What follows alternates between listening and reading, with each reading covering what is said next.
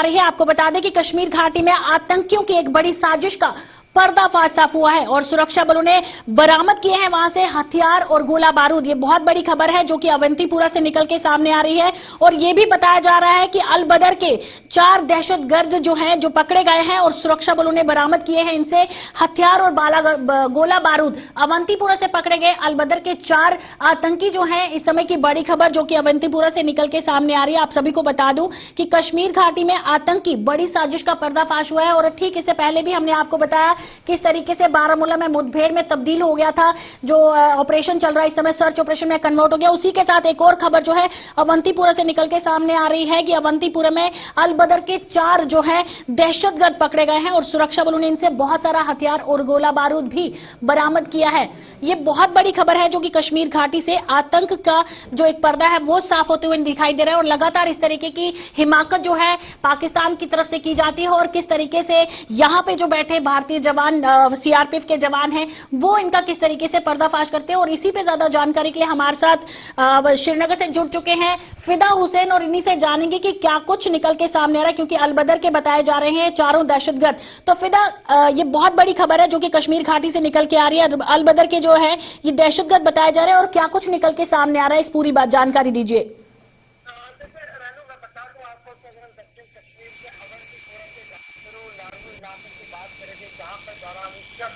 दौरान रात जो है एक खबर मिली जिन्होंने बड़े मॉड्यूल को किया है। उनके मॉड्यूल जो है अलबदर से बताया जाता है जो 4 लोग हैं उनकी गिरफ्तारी हुई है, उनके खिलाफ मामला भी दर्ज हुआ है और उनके पास से राइफल उसके जो राउंड है वो बरामद किए गए हैं और ग्रेनेड भी बरामद किया गया है।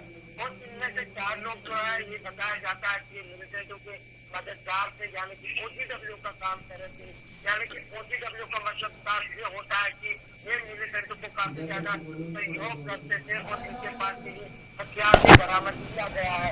और बताया ये जा रहा है कि वहाँ पर जिन 4 लोगों को पकड़ा गया है, इन 4 लोगों को हिरासत में लिया गया है, उनसे पूछताछ जो है वो अभी जारी है। लेकिन दक्षिण कश्मीर का ये दारपुरा लालगंज इलाका है जहाँ पर ये दौरान यानी कि रात के वक्त फोर्सेस को एक पक्की सूचना मिली कि जो ये 4 लोग हैं एक मिलिटेंटों के मददगार है, यानी कि OGW। जिस तरह से मैं बता रहा हूँ आपको कि OGW का ये काम करते हैं मिलिटेंटों के लिए और मिलिटेंटों का मददगार होना मतलब साफ साफ होता है कि जो ये बताया जाता है सिक्योरिटी फोर्सेस द्वारा कि इनके पास से और भी बातें शायद जो है वो सामने आ जाएगी, लेकिन ये तो तहकीकात के बाद ही पता चलेगा।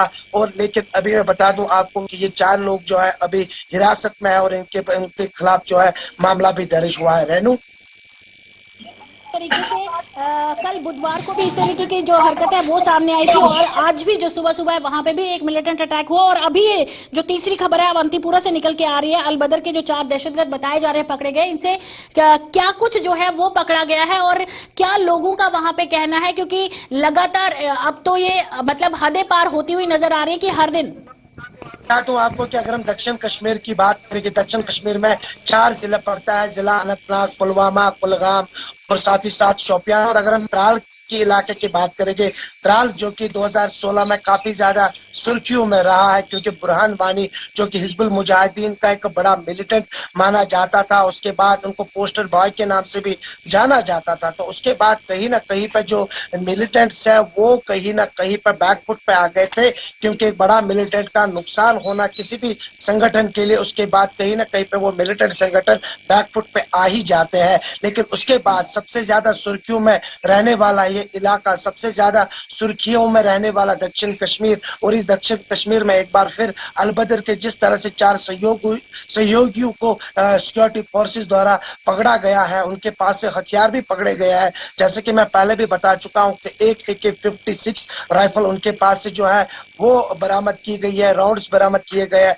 ग्रेनेड बरामद किए गए हैं। तो ये बड़ी सफलता है सुरक्षा बलों के लिए। रेनू जी फिदा, लेकिन जिस तरीके से सफलता तो जरूर मिली है, लेकिन अगर बात करूं कि लगातार अब ये दिन छोड़ के वाले जो मुकाम है वो नहीं है। अब हर दिन ऐसी हरकतें जो है कश्मीर में होने लगी है, अवाम डरने लगी होगी। और DDC इलेक्शंस की बात करें और कल ही जो है इस तरह से DDC के चुनाव हुए हैं, डीडीसी चुनाव संपन्न भी हो चुके हैं, डीडीसी चुनाव के नतीजे भी सामने आ गए और डीडीसी चुनाव में जिस तरह से लोगों ने बाहर आकर अपने अपने प्रत्याशियों के लिए समर्थन किया, अपने अपने प्रत्याशियों के लिए जो ढोल नगाड़ू से उनका स्वागत किया, ढोल नगाड़ू से वो घर घर गए।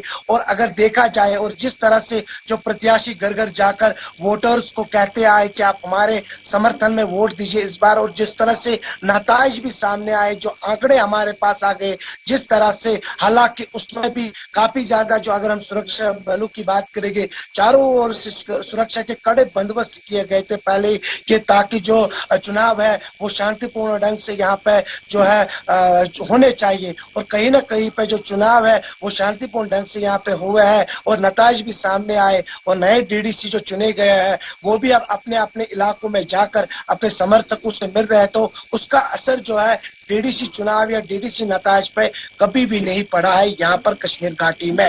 रेनू, शुक्रिया आपका जानकारी। तो सीधा हमारे साथ कश्मीर से जुड़े हुए थे फिदा हुसैन।